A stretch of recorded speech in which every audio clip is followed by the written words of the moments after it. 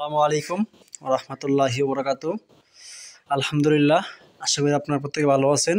এটি হচ্ছে আপনার একটি বকনা গাভী, আর এটা হচ্ছে আপনার সাহেবুল 100% বীজ দেওয়া হয়েছিল। তো আজকে এটা বাচ্চা প্রসব করছে। এটি একটি ষাঁড় বাচ্চা। তো হচ্ছে আপনার ডেলিভারির সময় আপনার নাভিটা একটু ছিঁড়ে গেছিলো।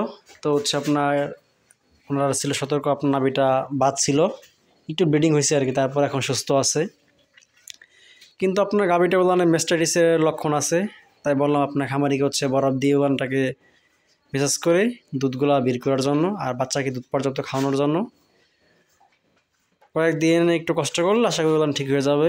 ম্যাক্সিমাম ক্ষেত্রে হচ্ছে আপনার বাচ্চা প্রসব করার আগে আপনার মাস্টি কেয়ার, মাস্টি হালা, নো মাস্টি পাউডার ট্যাবলেট খাওয়ালে আশা করি রোগটা হবে না। তারপরে হয়ে গেলে আপনারা একটু মেহনত করবেন, একটু ওষুধ বড়ি খাওয়াবেন, আশা করা যায় ইনশাল্লাহ সুস্থ হবে। তো বাড়িটি অত্যন্ত পরিশ্রম করছে আপনার বাচ্চাটির জন্য।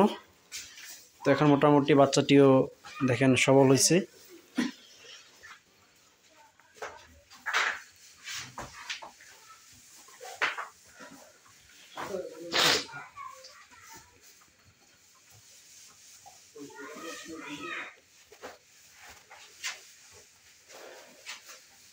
আল্লাহ মালিক,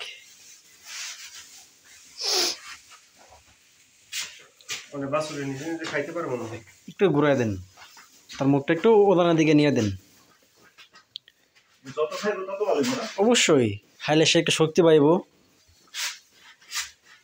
তাকে আপনার যদি কয়েকবার খাওয়াই দেন, পরে তার অভ্যাস হয়ে গেলে পরে সমস্যা নেই, সে নিজে খাইতে পারে।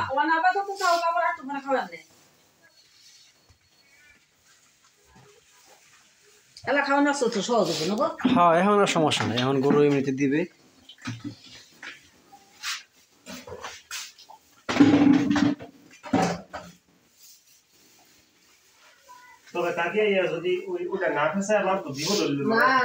না না, বাচ্চা মারাই তো শুনো, এটা খুব মারাত্মক। অবশ্যই না না না, তার ছোট শরীর রক্ত আছে কয় কেজি, পরে গেলে তো সমস্যা। আর বিশেষ করে হচ্ছে আপনার বাচ্চার নাভিটা খেয়াল রাখবেন, কমপক্ষে 15 দিন পর্যন্ত নাভিটা শুকানো আগ পর্যন্ত।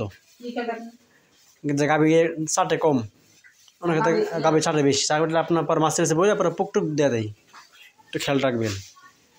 তো ময়দার জায়গায় না শুয়ে বাছরে, আর গাভী না চাটে নাভিটা, তাহলে ঠিক হয়ে যায়।